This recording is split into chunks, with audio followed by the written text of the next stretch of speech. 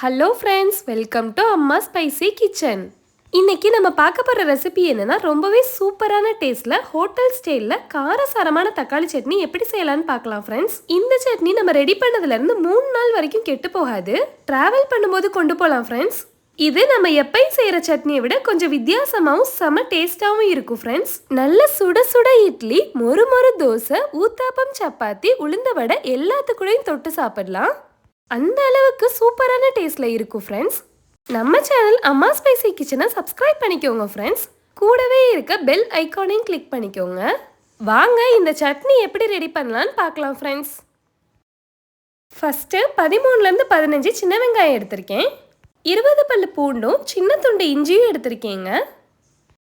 Medium size தக்காளி 8 எடுத்திருக்கேங்க. First வெங்காயத்தை கட் பண்ணிக்கிறலாம். வெங்காயத்தை பார்த்தீங்கன்னா கொஞ்சம் நீல வாக்கில் பெரிய பீஸாகவே கட் பண்ணிக்கிறலாம்.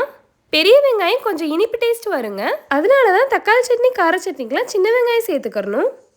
டேஸ்ட்டும் அருமையாக இருக்குங்க. அடுப்பில் பாத்திரம் வச்சாச்சு. 3 டேபிள் ஸ்பூன் கடலெண்ணெய் சேர்த்துக்கிறேன். நல்லெண்ணெய் கடலெண்ணெயில் செய்யும்போது சட்னி ரொம்பவே வாசனையாக இருக்குங்க.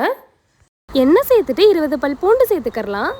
கூடவே சின்னதாக கட் பண்ண இஞ்சியை சேர்த்துக்கிறேங்க. இது ரெண்டும் எண்ணெயில் பொரிஞ்சு வரணும். பூண்டு இஞ்சியோட பச்சை வாசனை போன பிறகு தான் வரமிளகா சேர்த்துக்கலாம். 8லேருந்து 10 வரமிளகா சேர்த்துக்கிறேன். உங்களுடைய காரத்துக்கு ஏற்ப கூட்டியோ குறைச்சோ சேர்த்துக்கோங்க ஃப்ரெண்ட்ஸ். அடுத்ததாக நறுக்கிய வெங்காயம் மெஷரிங் கப்பில் 1 கப் சேர்த்துக்கிறேங்க. வெங்காயம் நல்லா வதங்கி வரணும். எண்ணெயிலேயே வதக்கிக்கோங்க. இப்போ பார்த்தீங்கன்னா வரமிளகாயோட கலர்லாம் நல்லா செவந்து வந்துருச்சு. அதை ஒரு பிளேட்டில் எடுத்துக்கிறலாம். அப்படியே வச்சுருந்தா மிளகாயெல்லாம் டார்க் கலரில் கருத்து போகும். வெங்காயம் வதங்கி வரட்டும். அதுக்குள்ளே தக்காளியை கட் பண்ணிக்கிறலாம். நான் மீடியம் சைஸில் 8 தக்காளி எடுத்திருக்கேங்க. இதோட அளவு 400 கிராம் இருக்கும். இது மெஷரிங் கப்பில் 2 கப் இருக்குது ஃப்ரெண்ட்ஸ். இப்போ பார்த்தீங்கன்னா வெங்காயமும் பூண்டும் இந்த அளவு நல்லா வதங்கி வந்துருச்சு. முதல்ல 1 கப் தக்காளி சேர்த்துக்கிறேங்க. அடுத்ததாக திரும்பவும் 1 கப் சேர்த்துக்கிட்டேன். மொத்தம் 2 கப் அளவு தக்காளி சேர்த்துருக்கேங்க. தக்காளி சேர்த்த பிறகு நல்லா சுருண்டு வதங்கி வரணும். தக்காளியும் வெங்காயமும் எந்த அளவுக்கு வதங்கி வருதோ அந்த அளவுக்கு டேஸ்ட்டும் ரொம்பவே அருமையாக இருக்கும் ஃப்ரெண்ட்ஸ். கூடவே சின்ன நெல்லிக்காய் சைஸ் அளவு புளியை ஓடு நார்லாம் நீக்கி வச்சுருக்கீங்க, அதை சேர்த்துக்கலாம்.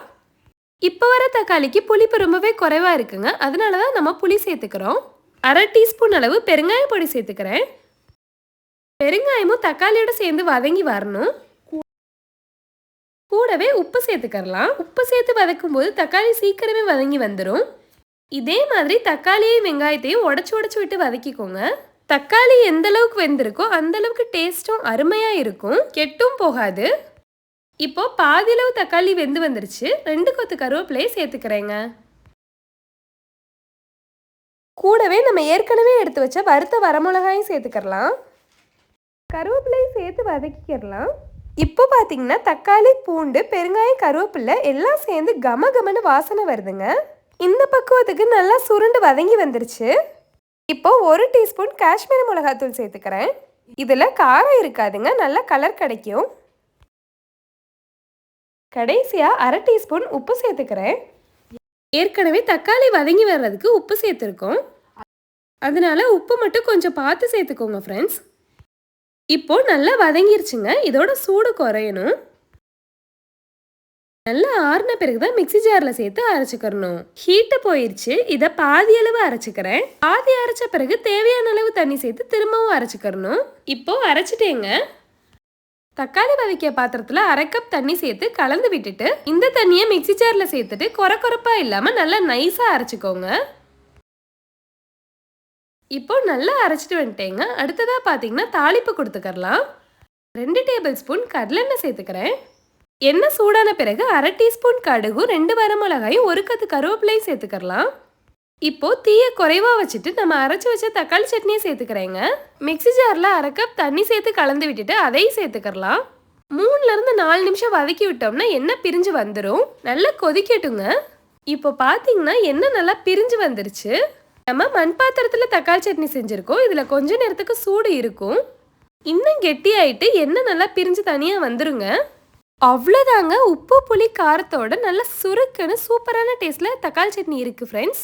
இதை ஒரு பாத்திரத்தில் மாற்றிக்கிறலாம். நீங்க டிராவல் பண்றதுக்கு ஏத்த மாதிரி தக்காளி சட்னி கெட்டே போகாது ஃப்ரெண்ட்ஸ்.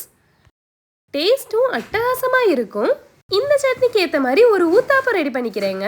இப்போ பேன் அடுப்புல நல்லா ஹீட் ஆயிருச்சு. ஊத்தாப்பம் போட்டுக்கலாம். இப்போ ஒரு சைடு பாதியளவு வெந்தோடனே அடுத்த சைடு திருப்பி போட்டுக்கிறேங்க. சாஃப்டான இந்த ஊத்தப்பம் கூட சாப்பிட்றதுக்கு அருமையா இருக்கும் ஃப்ரெண்ட்ஸ். இது மட்டும் இல்லைங்க, சுட சுட இட்லி கூடவும் தோசை உளுந்த வடை கூட தொட்டு சாப்பிட்றதுக்கு சூப்பரான டேஸ்ட்ல இருக்கும். ஊத்தப்பம் ரெடி ஆயிடுச்சு. சட்னி வச்சு தொட்டு சாப்பிட்றலாம். உப்பு புளி காரத்தோட அருமையா இருக்கும் ஃப்ரெண்ட்ஸ். ரொம்பவும் காரம் இல்லைங்க, சரியான அளவில் அட்டகாசமா இருக்கு.